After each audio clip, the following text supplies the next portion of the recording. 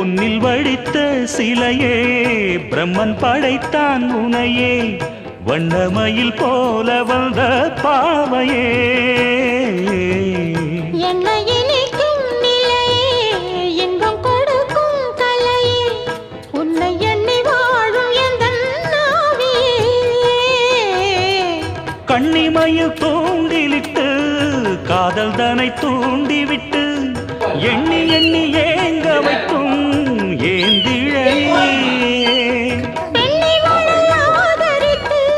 பேசி தொட்டு காதலித்து இன்பம் கண்ட காரணத்தால் தூங்கலே